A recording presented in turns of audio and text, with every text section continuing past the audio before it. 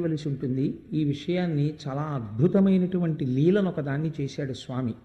అది చూడడానికి చాలా ధూర్తతనంతో కూడుకున్నటువంటి చేష్టితముగా కనపడుతుంది. కానీ మీరు ఆంతరమైనటువంటి పరిశీలన చేసినట్లయితే అది మనం ప్రతినిత్యము చేసేటటువంటి కర్మ కర్మ అనగా మనం చేసేటటువంటి పూజాధికములలో జరిగేటటువంటి పొరపాట్ల నుంచి మనం ఎలా గట్టెక్కాలో ఒక అద్భుతమైనటువంటి మార్గాన్ని చూపించగలిగినటువంటి లీల. అందుకని నేను ఇవాళ ముందు ఆ వస్త్రాపహార ఘట్టం జరిగితే తప్ప గోవింద పట్టాభిషేకం జరగదు. అందుకని ఆ వస్త్రాపహార ఘట్టాన్ని మీకు ఆవిష్కరించే ప్రయత్నం చేస్తాను. అక్కడ బృందావనంలో ఉండేటటువంటి గోపకాంతలందరూ కూడా కృష్ణ భగవానుణ్ణే పతిగా పొందాలి అని నిర్ణయం చేసుకున్నారు. ఇది ఒక చిత్రమైనటువంటి విషయం. మీకు అది వింటున్నప్పుడే ఒక అనుమానం వచ్చేయాలి.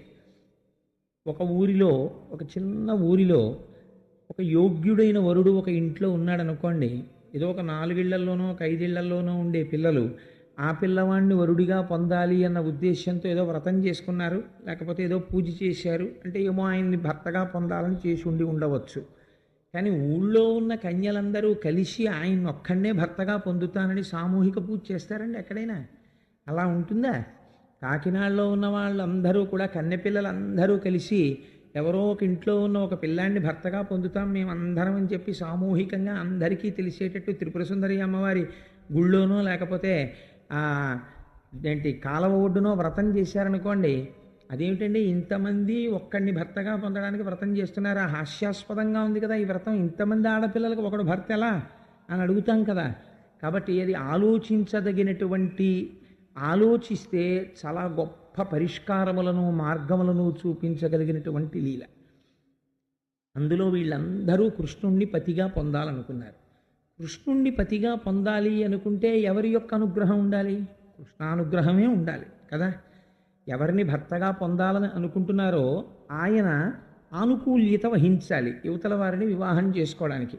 కానీ వాళ్ళు కృష్ణుణ్ణి భర్తగా పొందడానికి కృష్ణుడికి వ్రతం చేయలేదు. ఇది వ్యాసుడి యొక్క సర్వోత్కృష్టమైన ప్రతిపాదన. వాళ్ళందరూ ఏమి చేశారు అంటే మార్గశీర్ష మాసంలో చేశారు ఈ వ్రతాన్ని. అసలు యథార్థమునకు భాగవతంలో మార్గశీర్ష మాసంలో గోపకాంతలందరూ చేసినటువంటి వ్రతముగా భాగవతంలో చెప్పబడిన వ్రతం కాత్యాయని వ్రతం. వీళ్ళందరూ కలిసి కాత్యాయని దేవిని ఉపాసన చేశారు. కాత్యాయని అంటే కాత్యాయన మహర్షి యొక్క కుమార్తెగా జన్మించి ఆయన్ని ఉద్ధరించింది కాబట్టి పార్వతీదేవికి కాత్యాయని అని పేరు. పార్వతీదేవిని ఉపాసన చేశారు. పార్వతీదేవిని ఉపాసన చేస్తే కృష్ణుడు ఎలా భర్త అవుతాడండి? కృష్ణుడిని ఉపాసన చేసి కృష్ణుడిని భర్తగా పొందొచ్చు కదా. మధ్యలో పార్వతీదేవిని ఉపాసన చేయడం ఎందుకు కాత్యాయనీదేవి పేరుతో? అంటే ఇందులోనే ఒక చమత్కారం ఉంది, ఇందులోనే ఒక రహస్యం ఉంది. శాస్త్రంలో ఏమిటంటే మనకి శ్రీమన్నారాయణుడే నారాయణిగా ఉంటాడు. నారాయణ నారాయణి నారాయణి అని పిలవబడినప్పుడు పార్వతీదేవిని పిలుస్తారు. నారాయణ అని పిలిస్తే శ్రీ మహావిష్ణువుని పిలుస్తారు. రుద్ర రుద్రాణి అని పిలిస్తే పార్వతీ పరమేశ్వరులు. శంభు శాంభవి పార్వతీ పరమేశ్వరులు. శివ శివ పార్వతీ పరమేశ్వరులు. కానీ నారాయణ నారాయణి భార్యాభర్తల కారు, అన్నా చెల్లెళ్ళు. అందుకే ఇద్దరు అలంకార ప్రియత్వంతో ఉంటారు. పరమశివుడు అభిషేక ప్రియత్వంతో ఉంటాడు. శంకర భగవత్పాదులు ఈ రహస్యాన్ని శివానంద లహరిలో చెప్తారు. భార్యాత్వం వృషభత్వమర్ధవపుషా భార్యాత్వమార్యాపతే ఘూణిత్వం సకితా మృతంగవహతా చేత్యాది రూపం దదౌ తత్పాదే నయనార్పణంచ కృతవాన్ తద్దేహభాగో హరిహి అంటారు. ఆ నారాయణుడే శంకరుడి యొక్క దేహార్థ భాగాన్ని పొందాడు. అందుచేతనే ఈవిడ శక్తి స్వరూపం, ఆయన శక్తి స్వరూపం. ఆయన రాక్షస సంహారం చేస్తాడు, అమ్మవారు రాక్షస సంహారం చేస్తుంది. అయ్యవారు మాత్రం జ్ఞానప్రదాత అయి ఉంటాడు. శంకరుడు ఎప్పుడూ కూడా జ్ఞానప్రదాత. అందుచేతనే ఈశ్వరుడికి, శివుడికి, నారాయణుడికి ఎన్నడూ భేదము పాటించవద్దు. సంధ్యావందనం చేస్తే మనం ఒక మాట చెప్తాం, శివస్య హృదయం విష్ణుర్విష్ణోశ్చ హృదయం శివ యథా శివమయో విష్ణురేవం విష్ణుమయ శివ యథాంతరన్న పశ్యామి తథా మే స్వస్తిరాయుషి అంటాం. అది ఋషివాక్యం. అయ్యా నేను ఈ లోకములో అనుభవించేటటువంటి ఏ వస్తువునందు కూడా శివకేశముల మధ్య భేదమును చూడని రీతిలో అనుభవించదనుగాక అని అడుగుతాం. అది పార్వతీ పరమేశ్వరులు అని పిలవబడినటువంటి భార్యాభర్తల స్వరూపం ఎటువంటిదో శాస్త్రమునందు నారాయణ నారాయణి నారాయణ నారాయణులు ఈశ్వరుడు ఒక్కటే. కాబట్టి తంత్ర విద్యలో అయితే దుర్గాదేవిని కృష్ణుణ్ణి లేదా శ్యామలని కృష్ణుణ్ణి ఒకటిగా చెప్తారు. అందుచేతనే మీరు చూడండి, భాగవతంలో ఒక గమ్మత్తు ఉంటుంది, దేవీ భాగవతంలోనూ ఇదే గమ్మత్తు ఉంటుంది. దేవీ భాగవతం అంటే అమ్మవారి గురించి, దేవీ భాగవతం పూర్వార్థం అంతా అమ్మవారి గురించి మాట్లాడుతుంది, ఉత్తరార్థం అంతా నారాయణుడి గురించి మాట్లాడుతుంది. అలాగే భాగవతంలో కృష్ణుడు పుట్టినప్పుడు ఆయనతో పాటుగా అమ్మవారు పుడుతుంది. కృష్ణుడికి మళ్ళీ కళ్యాణం జరగాలంటే ముందు గోపకాంతలందరూ కాత్యాయని వ్రతం చేస్తారు. అమ్మవారి అనుగ్రహం కలిగితే తప్ప జగద్భర్త దొరకడు. ఆ ఈశ్వరుణ్ణి పొందాలి అంటే మొదట ఎవరి అనుగ్రహం కలగాలి అంటే అమ్మవారి అనుగ్రహం కలగాలి. చంద్రశేఖర పరమాచార్య స్వామి ఒక అద్భుతమైన మాట అంటారు, అమ్మవారి అనుగ్రహం ఉన్నదా ఆవిడ వెంటనే మాయా అనబడేటటువంటి అవనికని పైకెత్తుతుంది, కనపడతాడు స్వామి. అమ్మవారి అనుగ్రహం కలగలేదా ఆవిడ మాయా అన్న అవనికని దించి ఉంచుతుంది. దించి ఉంచినంత కాలం పంచతన్మాత్రలకు వశుడై ఈ లోకమునందుండేటటువంటి భోగముల యందు చిక్కుకొని దీనియందే ఉండి దీనియందే శరీరమును విడిచిపెట్టి మళ్ళీ పునర్జన్మని పొందుతాడు. కాబట్టి ఈశ్వర దర్శనమునకు ఏది ప్రాతిపదిక అంటే అమ్మవారి అనుగ్రహము ప్రాతిపదిక. శంకర భగవత్పాదులంతటి వారు అంత గొప్పగాను సౌందర్యలహరిని రచించేటప్పుడుగా మాట్లాడారు. అందుచేత ఇక్కడ కృష్ణుణ్ణి భర్తగా పొందడానికి గోపకాంతలు ఏం చేశారు అంటే, మొన్న మహాశివరాత్రి నాడు మనమందరం పార్థివలింగాన్ని తీసుకొచ్చి వాయుప్రతిష్ఠా మంత్రాలు చెప్పి స్వామికి అభిషేకం చేసుకున్నట్లుగా వాళ్ళు ప్రతిరోజు సైకతంతో అంటే ఇసుకతో పార్వతీదేవి యొక్క కాత్యాయనీదేవి యొక్క మూర్తిని చేసేవారు. కాత్యాయని మహామాయే మహాయోగి నధీశ్వరి నందగోపసుతం దేవి పతిమ్మే కురుతే నమః అని అడిగారు వాళ్ళు. వాళ్ళు చేసిన సంకల్పం అది, కాత్యాయని మహామాయే. ఎంత గొప్ప మాట అడిగారో చూడండి. అందులో మీరు తత్వపరిశీలనం చేస్తే రహస్యం దొరుకుతుంది. వాళ్ళందరూ అడుగుతున్నది ఏమిటో తెలుసా అండి, లౌకికమైనటువంటి భర్తని వాళ్ళు అడగట్లేదు. మామూలుగా ఏదో పెళ్లి చేసుకుని సాంసారికమైనటువంటి జీవితాన్ని గడపడం కోసం ఒక భర్తని వాళ్ళు అడగట్లేదు. వాళ్ళు అడుగుతున్నది మాయా అనబడేటటువంటి ఈ తెర తొలగి జీవబ్రహ్మైక్య సిద్ధి కొరకు పరాత్పరుని యందు ఐక్యము అవడం కోసమని, అమ్మా నీ అనుగ్రహం కలగాలి, మాకు కృష్ణుడితో కలిసిపోయేటటువంటి అదృష్టం కలగాలి. అందుకే దాన్ని భార్యాభర్తృ సంబంధంగా మాట్లాడుతున్నారు. కాబట్టి కాత్యాయని మహామాయే మహాయోగి నధీశ్వరి నందగోపసుతం దేవి పతిమ్మే కురుతే నమః. నందగోపసుతం, నందుడు అంటే ఆనందింపచేయువాడు, ఆనందమునకు స్థానమైనవాడు. అటువంటి వాని యొక్క కుమారుడైన కృష్ణుడు, కృష్ అంటే నిరతిశయ ఆనంద స్వరూపము. నిరతిశయ ఆనంద స్వరూపం ఏది అంటే బ్రహ్మమే. కాబట్టి ఆ బ్రహ్మమును పొందడానికి నీ అనుగ్రహమును మేము అపేక్షిస్తున్నాం అని వాళ్ళు వ్రతం మొదలుపెట్టారు. అది 30 రోజుల పాటు మార్గశీర్షంలో చెయ్యాలి అని. ప్రతిరోజు గోపకాంతలు నిద్రలేచేవారు, వీధిలోకి వచ్చేవారు. ఒక గోపకాంత వేరొక గోపకాంతని మేల్కొల్పేది, అందరూ కలిసి చెయ్యి చెయ్యి పట్టుకునేవారు. ఎంతో సంతోషంగా యమునా నది తటము దగ్గరికి వెళ్ళేవారు. ఒక పెద్ద కడిమి చెట్టు ఒకటి ఉండేది. కడిమి చెట్టు ఎక్కడుంటే అది అమ్మవారి యొక్క సూచన. అందుకని కదంబ వృక్షం, కడిమి చెట్టు ఇవన్నీ అమ్మవారికి అత్యంత ప్రీతిపాత్రమైనవి. కదంబ వనవాసిని అని పేరు ఆవిడికి. అందుకని ఆ కడిమి చెట్టు కింద సైకతంతో అమ్మవారి ప్రతిమ చేశారు. చేసి మళ్ళీ ఒక్కసారి అమ్మవారికి ఆ ప్రార్థన తెలియచేసి యమునా నదిలో స్నానం చేయడం కోసమని దిగారు. ఆషామాషిగా ఏదో బట్టలు ఎత్తుకుపోయిన లీల కాదది. అందులో ఎంత గాంభీర్యం ఉందో మీరు ఆలోచించండి. ఇంతమంది కలిసి వివస్త్రలై ఒంటి మీద బట్ట లేకుండా ఆ కాళింది నదిలోకి, ఆ యమునా నదిలోకి దిగి స్నానం చేస్తున్నారు. స్నానం చేస్తున్నటువంటి సమయంలో కృష్ణ పరమాత్మ ఈ విషయాన్ని తెలుసుకున్నారు. ఇప్పుడు వాళ్ళు ఎవరిని ఉపాసన చేసి ఫలితాన్ని అడుగుతున్నారు? కాత్యాయనీదేవిని ఉపాసన చేస్తున్నారు. ఫలితం ఇవ్వడానికి ఎవరు వస్తున్నారు? కృష్ణుడు వస్తున్నాడు. అసలు నిజంగా తనని ఆరాధిస్తేనే తాను ఆ ఫలితం ఇవ్వవలసి ఉంటే ఆయన ఏమని చెప్పాలి? మీరు నన్ను ఆరాధించలేదు, మీరు కాత్యాయనిని ఆరాధించారు, కాబట్టి మీరు ఈ ఫలితాన్ని పొందలేరు. మీరు ఈ ఆరాధన ఆపి నా ఆరాధన ప్రారంభించండి, నా మూర్తిని పెట్టుకోండి, నన్ను ఆరాధించండి, మీకు నేను భర్తనవుతానని చెప్పాలి. కృష్ణుడు అలా చెప్పలేదు. నువ్వెవరు ఇంకోలా చెప్పడానికి? నీకున్న అధికారం ఏమిటి? నువ్వు వ్యాసుడి కన్నా గొప్పవాడివా, శుకుడి కన్నా గొప్పవాడివా, శంకరుల కన్నా గొప్పవాడివా, లేకపోతే కృష్ణుడి కన్నా గొప్పవాడివా? స్పష్టంగా మాట్లాడుతున్నారు ఆ లీలలో.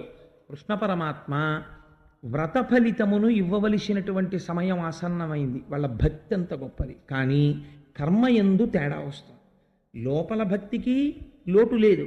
వాళ్ళు కాత్యాయనీదేవిని ఆరాధన చేయడంలో స్పష్టముగా పవిత్రమైన హృదయములతో ఆరాధన చేస్తున్నారు. కానీ ఆరాధన క్రమమునందు, క్రతువునందు, కర్మయందు దోషం ఒకటి జరుగుతోంది. ఇప్పుడు ఈ దోషము ఉన్నంతసేపు అది ప్రతిబంధకంగా నిలబడుతుంది, ఫలితాన్ని ఇవ్వడం కుదరదు. కాబట్టి ఇప్పుడు ఈశ్వరానుగ్రహము కలిగితే ఈశ్వరుడు ఏం చేయాలి? ఏది ప్రతిబంధకంగా ఉందో ఆ ప్రతిబంధకాన్ని తీసేయాలి. ఎవరు తీయాలి? కాత్యాయనీదేవి తీయాలి. కానీ ఎవరు వస్తున్నారు తీయడానికి? కృష్ణుడు వస్తున్నాడు. కాబట్టి మీకు ఏమర్థమైపోవాలి దీన్ని బట్టి? కాత్యాయని ఒకటి, కృష్ణుడు ఒకటినా? కాత్యాయనియే కృష్ణుడు. అదేమిటండి? కాత్యాయనీదేవి ఆడదు కదా, కృష్ణుడు మొగాడు కదా. స్త్రీ పురుష నపుంసకమూర్తియును కాక, తిరియ కమర నరాది మూర్తియును కాక, కర్మ గుణభేద సదసత్ప్రకాశి కాక, వెనుక నన్నియుతానగు విభుతలంతు అంటారు పోతన గారు. పరమేశ్వరుడికి అసలు ఒక రూపం ఎక్కడుంది? ఆయనకి పరంజ్యోతి, అది ఒక జ్యోతిస్వరూపం. ఆయన ఇలా ఉంటాడు అని చెప్పలేరు. సగుణా నిర్గుణా సాతు ద్విధా ప్రోక్తామనీషిభి సగుణా రాగిభిసేవ్యా నిర్గుణాతుర్విరాగిభి అంటాడు వ్యాసుడు దేవీ భాగవతంలో. ఈ కంటితో మేము చూడకుండా ఉండలేమన్న వాళ్ళ కోసమని ఒక సగుణమైనటువంటి ఆకారమును ధరించి భూమి మీద నడయాడాడు తప్ప అదే ఆయన స్వరూపమా అంటే అది ఎప్పుడూ ఆయన స్వరూపం కాదు. ఆయన సమస్త బ్రహ్మాండముల యందు నిండి నిబిడీకృతమైన వ్యాపకత్వముతో కూడిన స్వరూపాన్ని మీరు మాంసనేత్రంతో చూడలేరు. అది పరిచ్ఛిన్నం ఎలా చూడగలరు? కానీ భక్తికి వశుడై పరమాత్మ ఒకనాడు అలా చూడాలనుకున్న ఋషుల కోసం కనపడ్డాడు ఒకలా. అది వేదాహమేతం పురుషం మహాంతం ఆదిత్యవర్ణం తమసస్తు పారే సర్వాణి రూపాన్ని విచిత్య ధీర నామాని కృత్వాభివదంత్యదాస్తే అన్నారు పురుష సూక్తం 16వ మంత్రంలో. మాయందనుగ్రహించినటువంటి పరమాత్మ మా మాంసనేత్రములతో చూడడానికి వీలైనటువంటి ఒక కరచరణాదులతో కూడిన మూర్తిగా కనబడినాడు. అది ఆయన యొక్క సౌలభ్యం అంతే. ఆయన అలా కనపడలేదనుకోండి, అంత మాత్రం చేత ఆయన అలా కనపడలేదు కాబట్టి ఈశ్వరుడు లేడండి అని మీరు అనకూడదు. ఆయన అంతటా నిండి ఉన్నాడు, అది జ్ఞానం. జ్ఞానస్థాయిలో అలా మాట్లాడగలగాలి, అలా చెప్పగలగాలి.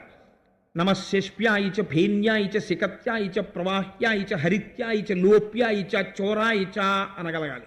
దొంగలో శివుడే, చెట్టులో శివుడే, గడ్డిలో శివుడే, ప్రవాహంలో శివుడే, నురగలో శివుడే, కొమ్మలో శివుడే, పక్షిలో శివుడే, అంతటా సభాభ్య సభాపతిభ్యశ్చవో సభలో శివుడే, సభాపతిగా మాట్లాడుతున్న వాళ్ళు శివుడే, ఉన్నదొక్కటే అని అనగలగాలి. అలా అనగలిగితే జ్ఞానం. అప్పుడు ఆ వ్యాపకత్వాన్ని మంగళత్వంగా జ్ఞానంతో ఆవిష్కరిస్తున్న ప్రతి రుద్రాధ్యాయం అవుతుంది. కాబట్టి ఇప్పుడు ఏం జరుగుతోంది? అంతటా ఉన్నవాడు సాకారమును ధరించి కృష్ణుడిగా వస్తున్నాడు ఫలితాన్ని ఇవ్వడానికి. ఇప్పుడు వాళ్ళ వ్రతమునందుక దోషం ఉంది, ముందు ఆ దోషం తీయాలి. వాళ్ళు ఇప్పటి వరకు ఆ దోషంతో చేస్తున్నారు వ్రతాన్ని. ఇప్పుడు మేము చేసింది దోషం కాదు అని వాళ్ళు బుకాయించారనుకోండి, అప్పుడు ఆ ఫలితం ఇవ్వడం కుదరదు. ఎందుకంటే వాళ్ళ యందు అజ్ఞానము బాగా నిబిడీకృతమై ఉంది. ఇప్పుడు ఈ అజ్ఞానాన్ని విరవాలి అంటే ఇప్పుడు ఆయన జగదాచార్యుడిగా ప్రవర్తిస్తున్నాడు. ఇప్పుడు ఆయన దోషాన్ని విరిచి తానే కాత్యాయని అయి కృష్ణుడి అయి ఆచార్యుడై వాళ్ళకి బుద్ధి చెప్తున్నాడు, వాళ్ళ యందున్న దోషము తీస్తున్నాడు, వాళ్ళకి ఫలితాన్ని అనుగ్రహిస్తున్నాడు. కనుక గోపాల బాలురందరినీ పిలిచి అన్నాడు, మీరందరూ కూడా నిశ్శబ్దంగా చప్పుడు చెయ్యకుండా ఇక్కడి నుంచి వెళ్ళిపోండి అన్నాడు. నిజంగా స్త్రీల యొక్క మానమర్యాదలను పాడు చేసేటటువంటి అవతారం కృష్ణావతారం అయితే ఆయన గోపబాలురందరినీ కూడా పిలిచి ఇవరే మీ అందరూ కూడా ఇక్కడ నించోండ్రా, వాళ్ళని నేను ఎలా ఏడిపిస్తానో చూద్దురుగాననాలి. ఆయన అలా అనలేదు భాగవతంలో. వాళ్ళందరినీ పిలిచి చాలా మెల్లగా చెప్పాడు, మీరు వెళ్ళిపోండి ఇక్కడి నుంచి అన్నాడు. వాళ్ళు వెళ్ళిపోయారు. కృష్ణుడు వాళ్ళకి వ్యామోహం లేదు. కృష్ణుడు ఏం చేస్తాడో మనం చూడాలన్న తాపత్రయం లేదు. కృష్ణుడు వెళ్ళిపోమన్నాడు, వాళ్ళు వెళ్ళిపోయారు అంతే. ఈయన మాత్రం ఈ గోపకాంతలందరి యొక్క వస్త్రములు పట్టుకుని కడిమి చెట్టెక్కి కూర్చున్నాడు. ఇప్పుడు వాళ్ళందరూ నీళ్లల్లో ఉన్నారు. వాళ్ళన్నారు, కొంటివి మా హృదయంబులు కొంటివి మా నంబు లజ్జ కొంటివి వలువల్ కొంటెవిక ఎట్లు చేసెదవో కొంటివి కదా కొంటె పనులు మానుము కృష్ణ అన్నారు వాళ్ళు. వాళ్ళకి ఇప్పటికీ కూడా వాళ్ళు చేసినటువంటి దోషం వాళ్ళకి తెలియదు. అందుకని వాళ్ళు అంటున్నారు, కృష్ణుణ్ణి చూసి వాళ్ళు నదీ స్నానం చేసి ఒడ్డుకొద్దాం అనుకున్నారు, వస్త్రాలు కనపడలేదు. అయ్యయ్యో మన బట్టలు లేవు అన్నారు. అంటే బట్టలు లేవు కాబట్టి ఏమయ్యాయి అని చూస్తే చెట్టు మీద కృష్ణుడు కనబడ్డాడు. ఇప్పుడు వీళ్ళు ఎవరిని భర్తగా కోరుకుంటున్నారు? ఆయన్నే భర్తగా కోరుకుంటున్నారు. భర్త అనగా ఏమి? సాంసారికముగా లౌకికమైన భర్తృత్వం కాదు వాళ్ళు అడిగింది. ఆయనలో ఐక్యం అవడాన్ని వాళ్ళు అడుగుతున్నారు. ఆ వ్రతంలో అడుగుతున్నప్పుడు ఇప్పుడు ఏమంటున్నారు? కొంటివి మా హృదయంబులు కొంటివి మా నంబు లజ్జ కొంటివి వలువల్ కొంటవిక ఎట్లు చేసెదో. కొంటే కృష్ణ ఏం పనులయ్యా ఇవి? నువ్వేమో మేము విడిచిపెట్టినటువంటి వస్త్రాలు తీసుకుని కడిమి చెట్టు ఎక్కుతావా? ఇప్పుడు మాకు బట్టలేవి, మేము ఎలా బయటికి వస్తాం? ఆడవాళ్ళని నువ్వు ఇలాంటి తుంటరి పనులు చెయ్యొచ్చా? నువ్వు ఇలాంటి పనులు చేయకూడదు. కాబట్టి కృష్ణ మా వస్త్రములను మాకు ఇచ్చేసి ఇక్కడి నుంచి నువ్వు వెళ్ళిపో. మేము స్త్రీలం కాబట్టి బయటికి వచ్చి బట్టలు కట్టుకుంటాం. మీరు ఆశ్చర్యం ఏమిటంటే, గోపికా వస్త్రాపహార ఘట్టంలో ముందు బోధ చేసిన వాళ్ళు ఎవరో తెలుసా అండి? గోపికలు కృష్ణుడికి బోధ చేశారు, కృష్ణుడు గోపికలకి చేయలేదు అసలు ముందు. వీళ్ళు ఆయనకి పాఠం చెప్పారు. ఆడవాళ్ళు స్నానం చేసేటటువంటి దగ్గరికి అసలు పురుషులు రావచ్చా? వచ్చారనుకో, మేము స్నానం చేస్తుంటే అసలు చూస్తూ చెట్టెక్కి కూర్చోవచ్చా? కూర్చోకూడదు. ఒకవేళ కూర్చున్నావు, మేము కట్టుకోవలసినటువంటి వస్త్రాల్ని తీసుకుని నీ దగ్గర పెట్టుకుని ఉండొచ్చా? ఉండకూడదు. ఇన్ని తప్పులు ఎలా చేస్తున్నావు? కాబట్టి నువ్వు మా వలువలను అపహరించకూడదు. కాబట్టి కృష్ణ మా వలువలు మాకు ఇచ్చేసేయన్నారు. అంటే ఇప్పుడు ఆయన ఒక ప్రశ్న వేశారు వాళ్ళని. మీరు బట్టలు కావాలని అడుగుతున్నారు కదా, నేను కూడా మిమ్మల్ని ఒక ప్రశ్న వేస్తాను. మీరు ఈ ప్రశ్నకి జవాబు చెప్పండి. ఎవ్వరికని మోహించిరి ఎవ్వడు మీ మానసంబులెల్లహరించెన్ ఎవ్వటిల మీకు కూరిమి ఎవ్వనిపై తెలుపరాదనే నన్యుడనే అన్నాడు. ఆయన అన్నాడు, మీరందరూ వ్రతం చేస్తున్నారు కదా, ఈ వ్రతాన్ని ఏ ఫలితం కోసం చేస్తున్నారు? ఎందుకు పెట్టారు కాత్యాయని దేవిని కింద? దేనికి చేస్తున్నారు పూజ? మీ ప్రవర్తన చూస్తుంటే ఎవరో ఒకడు మీ మనస్సుల్ని హరించాడు, వాడిని భర్తగా పొందాలని మీరందరూ వ్రతం చేస్తున్నారు. మీరు ఎవరి కోసం వ్రతం చేస్తున్నారో నాకు చెప్పండి అన్నాడు. వాళ్ళందరూ నవ్విన నవ్వు బట్టే ఆయనకి తెలిసిపోయింది ఆయన్నే భర్తగా కోరుకుంటున్నారు అని. ఆయన అన్నారు, నా ఇంటికి దాసులరై నాయాజ్ఞ అలరంగ మీరు తలచితిరేనిన్ మీయంబ రమ్ములిచ్చదా. నిజంగా మీరు నా ఇంటికి దాసీలుగా వచ్చి, భార్యగా వచ్చి, ఇక్కడ దాసీ అన్న పదానికి ఉండేటటువంటి అర్థాన్ని చాలా జాగ్రత్తగా చూడాలి. భార్యకి ఒక లక్షణం ఉంటుంది, కార్యేషు దాసీ అని. మొట్టమొదటి లక్షణం ఏం చెప్తారంటే, కార్యమునందు దాసీత్వంతో ప్రవర్తిస్తుంది. దాసీత్వంతో ప్రవర్తించడము అంటే ఏదో ఈయన ఆర్డర్లు వేయడం, ఆవిడ దాసీదానిలా పనిచేయడం అని కాదు దాని అర్థం. దాని అర్థం ఏమిటో తెలుసా అండి? తాను చేసినటువంటి ప్రతి పని వలన తన భర్త యొక్క అభ్యున్నతిని, తన భర్త యొక్క కీర్తి ప్రతిష్టలు పెరిగేటట్టుగా ఎవరు ప్రవర్తిస్తారో వారు భార్య. అలా ప్రవర్తించలేకపోయిందనుకోండి, భర్త కీర్తి ప్రతిష్టలు దెబ్బతిన్నాయనుకోండి భార్య ప్రవర్తన వల్ల, ఆవిడ భార్య అనిపించుకోలేదు. మీకు నేను ఒక ఉదాహరణ చెప్తాను. రామచంద్రమూర్తికి అంత కీర్తి ప్రతిష్టలు ఎక్కడి నుంచి వచ్చాయండి? ఒకే ఒక సంఘటన, సుందరకాండకి సుందరకాండ అన్న పేరు ఎందుకు వచ్చిందో తెలుసా అండి? సీతమ్మ తల్లి యొక్క మహాపాతివ్రత్యం అంతటినీ ఆవిష్కరించింది సుందరకాండ. ఎక్కడ ఆవిష్కరించింది? ఒక కీలకమైన సంఘటన జరిగింది. స్వామి హనుమ ఒక మాట అడిగారు సీతమ్మని, అమ్మా రావణాసురుణ్ణి వధించడం వరకు ఎందుకమ్మా నా మూపున కూర్చో, నిన్ను తీసుకుని వెళ్ళి రామచంద్రమూర్తి యొక్క పాదార విందముల యందు సమర్పిస్తానన్నారు. సీతమ్మంది, భర్తుభక్తిం పురస్కృత్య రామధన్యస్య వానర న స్పృశామి శరీరంతో పుంసో వనర పుంగవ. నేను నా ఒంటిలో ఊపిరి ఉండగా తెలిసి నేను పరపురుషుణ్ణి స్పృశించను. నేను స్పృశించడం అంటూ జరిగితే ఒక్క రాముణ్ణి స్పృశిస్తాను. నువ్వు నాకు పుత్ర సదృశుడివి కావచ్చు, అయినా నేను స్పృహలో ఉండగా మాత్రం నిన్ను స్పృశించి నీ భుజం మీద నేను కూర్చుని వెనక్కి రాను. రాముడే రావాలి, నన్ను తీసుకెళ్ళాలి. కష్టంలో ఉంది కదా అని తీసుకెళ్ళిపోతాను హనుమ అంటే వెళ్ళలేదు. ఈ సంఘటన ఎప్పుడైతే జరిగిందో వెంటనే హనుమన్నారు, అమ్మా ఎంత గొప్ప మాట మాట్లాడావమ్మా, ఇలాంటి మాట ఎవరు మాట్లాడగలరు తల్లి, ఈ మాట వల్ల రామచంద్రమూర్తి యొక్క కీర్తి పెరిగిందన్నారు. నిజంగా సీతమ్మ తల్లే కనుక వెళ్ళిపోయిందనుకోండి, హనుమతోటి తీసుకెళ్ళి దింపేశారనుకోండి, రామాయణానికి గొప్పతనం ఎక్కడుంది నాకు చెప్పండి. రాముడు లేకుండా చూసి రావణాసురుడు సీతమ్మను అపహరించాడు, రావణాసురుడు లేకుండా చూసి రామచంద్రమూర్తి హనుమ ద్వారా సీతను అపహరించి తెచ్చుకున్నారు. ఏమిటి రాముడికి రావణాసురుడికి తేడా? రాముడే రావాలి, నన్ను తీసుకెళ్లాలని రాముడిలో ఉండేటటువంటి వీరత్వాన్ని రెచ్చగొట్టి, రాముడు ఎందుకు బ్రహ్మాస్త్ర ప్రయోగం చెయ్యలేదని ప్రశ్న చేసి, ధర్మము తప్పని రాముడు నాకు కావాలని అడిగి కచ్చిత్ పురుషకారంచ దైవంచ ప్రతిపద్యతే అని అడిగింది హనుమని. దైవమునందు స్వకార్యమునందు పౌరుషము తప్పకుండా, భక్తి తప్పకుండా రాముడున్నాడా అని అడిగింది. ఈ మాటలు వెళ్ళి చెప్పారు. రాముడు వెంటనే బయలుదేరి వచ్చి రావణాసురుణ్ణి నిహతుణ్ణి చేసి సీతమ్మని తీసుకెళ్ళాడు. సీతమ్మ వలన రామచంద్రమూర్తి యొక్క ఖ్యాతి గొప్పదైంది. నేను సభాముఖంగా అనకూడదు. రావణాసురుడు సీతమ్మని జుట్టు పట్టి తీసుకెళ్లి తన ఐశ్వర్యం అంతా చూపించాడు. రాముడు బ్రతికున్నాడో లేడో 100 యోజనములు దాటి వస్తాడా? ఎందుకు నీకింత బెంగ, నా పాన్పు చేరన్నాడు. సీతమ్మ మిగిలిన విషయాల మాట అలా ఉంచండి, కనీసం రావణాసురుణ్ణి ఇలా కన్నెత్తి ఆవిడ చూడలేదు. ఆవిడ ఎన్నడూ రావణుడితో మధ్యలో వ్యవధానం లేకుండా మాట్లాడలేదు. రావణుడితో మాట్లాడవలసి వస్తే ఓ గడ్డి పరక అడ్డుపెట్టి మాట్లాడింది.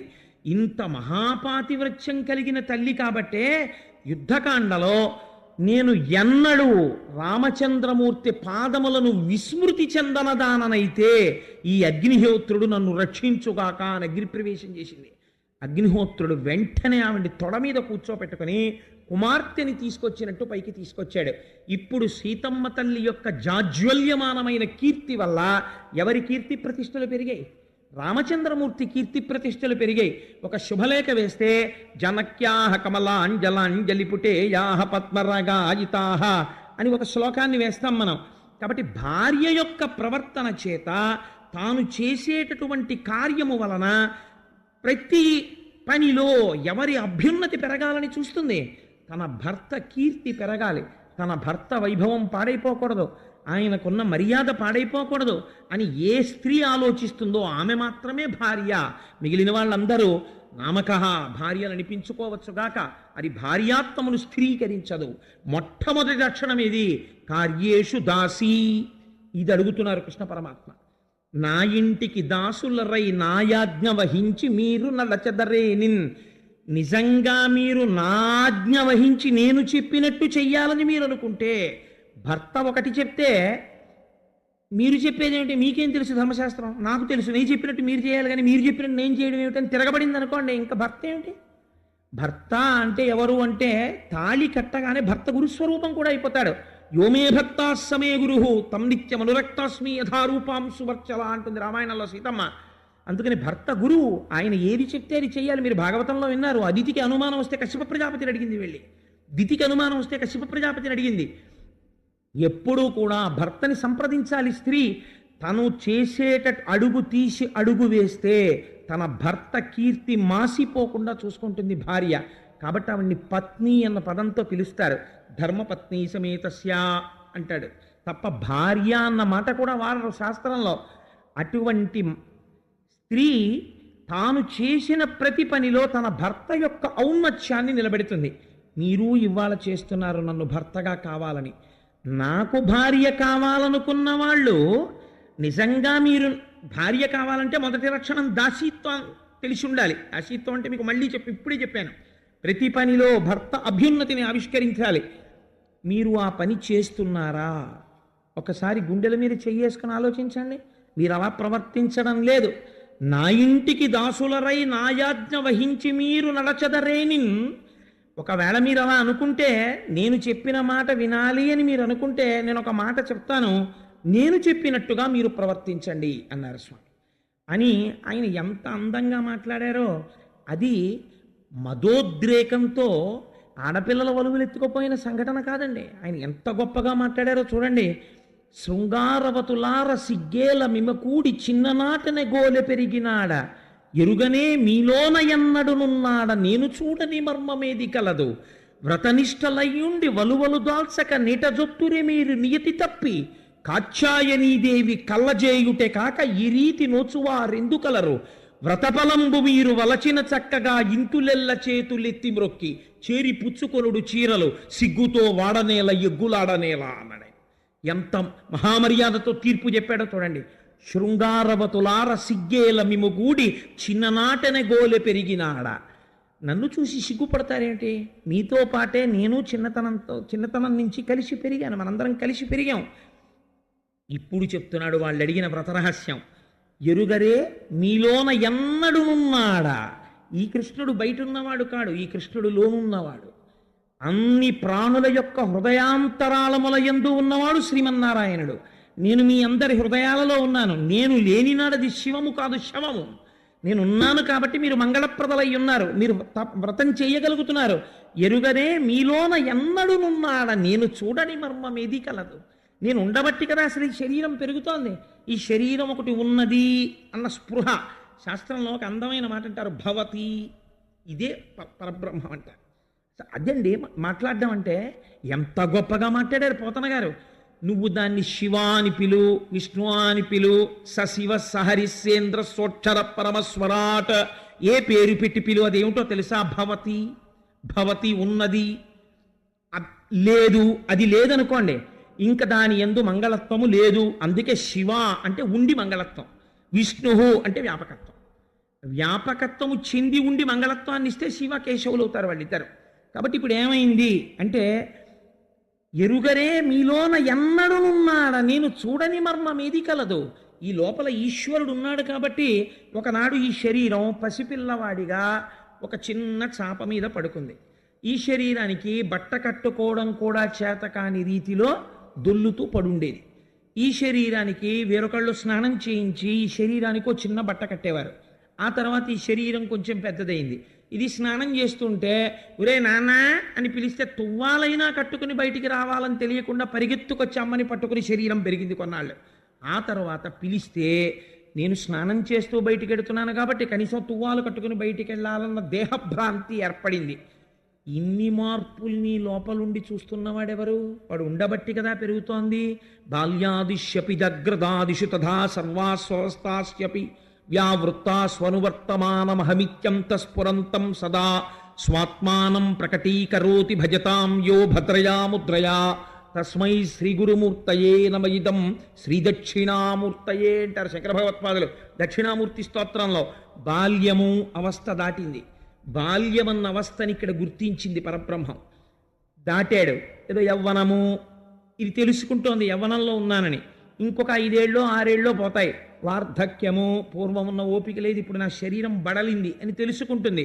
తెలుసుకుంటున్నది ఎప్పుడూ అలాగే తెలుసుకుంటోంది. తెలుసుకోబడుతున్నది జర్జరీభూతం అవుతోంది, మారుతోంది. మారుతున్న దాన్ని మారనిది చూస్తోంది. ఈ మారనిది ఏదో అది పరబ్రహ్మం, అది ఇక్కడ ఉంది. నేను ఇక్కడే ఉండి మారుతున్న ఈ శరీరాన్ని చూస్తూనే ఉన్నాను. మీరేదో ఇవాళ నేను చూస్తున్నట్టుగా అలా సిగ్గుపడుతున్నట్టు నటిస్తారేమిటి? అదో అపచారం. నిజంగా ఇవాళే నేను చూడడం తటస్థిస్తే మీరందరూ ఎప్పుడో పృథ్వీలో కలిసిపోయి ఉండాలి కదా.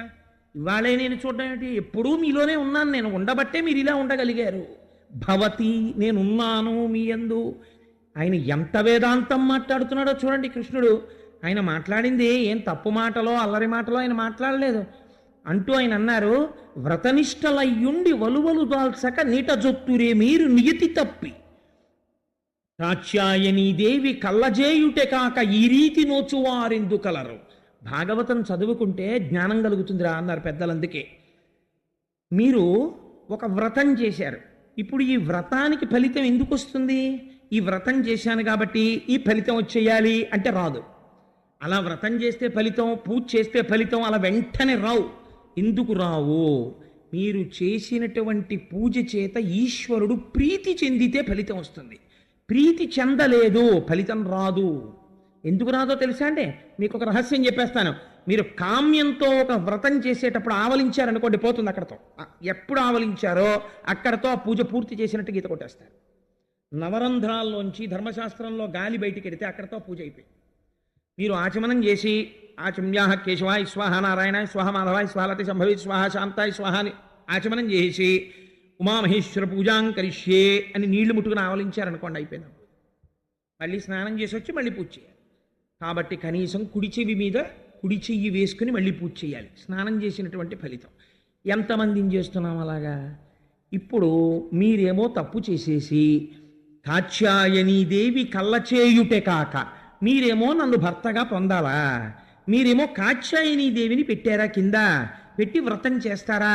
ఒంటి మీద నూలిపోగు లేకుండా నీళ్లలోకి దిగి స్నానాలు చేస్తున్నారా? ఇప్పుడు ఏమైంది? వ్రతమునందు దోషం వచ్చింది, జలాధిదేవత అయినటువంటి వరుణుడి పట్ల అపచారం జరిగింది. ఇప్పుడు దేవతలకి అపచారం జరిగితే అమ్మవారు మీకు కటాక్షం ఎలా ఇవ్వగలదు? ఇప్పుడు అమ్మవారు ఇస్తే రేపు లోకంలో ఎవరైనా సరే ఇంకా నదులు అలానికి వీల్లేదు, వివస్త్రలై స్నానం చెయ్యకూడదు. వ్రతం చేసేవాళ్ళు ఒంటి మీద బట్టతోటే స్నానం చెయ్యాలి. మీరు అపచారం చేశారు. ఇప్పుడు ఈ అపచారం చేసి కాత్యాయనీదేవి కళ్ళ చేయుటే కాక ఈ రీతి నోచువారెందు కలరు. రేపు ఫలితం రాకపోతే 30 రోజులు అయిపోయిన తర్వాత ఏమంటారు? మేం కాత్యాయని వ్రతం చేశామండి, మాకేం ఫలితం రాలేదంటారు. మీద అబద్ధం, కాత్యాయనీదేవిద అబద్ధం. కాత్యాయనీదేవి మీద నెపం పెట్టే ప్రయత్నం మీరు చేస్తున్నారా, చెయ్యట్లేదా? రేపు 30 రోజులు అయిపోయిన తర్వాత ఇలా మాట్లాడతారు. కాబట్టి ఇంకో తప్పు. ఇప్పుడు తప్పెవరిది? మీద నాదా? ఇప్పుడు కాత్యాయనీదేవి తానై మాట్లాడుతున్నారు. ఈశ్వరుడికి రూపం ఎక్కడుందండి? ఎంత స్పష్టంగా మాట్లాడుతున్నారు పోతన గారు. కాత్యాయనీదేవి కళ్ళజేయుటే కాక ఈ రీతి నోచువారెందుకలరు. వ్రత ఫలంబు మీరు వలచిన చక్కగా ఇంతులెల్ల చేతిలెత్తి మొక్కి చేరి పుచ్చుకొనుడు చీరలు సిగ్గుతో వాడనేల ఎగ్గులాడనేల. ఒక్క ఆజ్ఞ చేశాడు ఆయన. నిజంగా మీరు వ్రత ఫలితాన్ని కోరుకుంటే, నన్ను భర్తగా కావాలి అని మీరు అనుకుంటే, నేను ఒక మాట చెప్తాను, మీరు చెయ్యండి. మీరు వ్రతభంగం చేస్తున్నారు. 30 రోజుల నుంచి మీరు వ్రతం చేయట్లేదు, వ్రతభంగం చేస్తున్నారు ప్రతిరోజు. మీరు చేస్తున్న వ్రతభంగానికి మీకు శిక్ష వెయ్యాలి, మీకు ఫలితం ఇవ్వకూడదు. కానీ నేను శిక్ష వెయ్యాలనుకోవట్లేదు. ఎందుకు ఇట్లా అనుకోవట్లేదు తెలుసా? మీరు చేస్తున్నటువంటి వ్రతంలో భక్తికి లొంగాను, పొరపాటు దిద్దాలనుకుంటున్నాను, అందుకుని చెప్తున్నాను. చేసిన తప్పుకి ప్రాయశ్చిత్తం ఒకటి ఉంటుంది కదా. మీరందరూ చేతులెత్తి నమస్కారం చేయండి, మీ వలువలు మీకు ఇచ్చేస్తాను.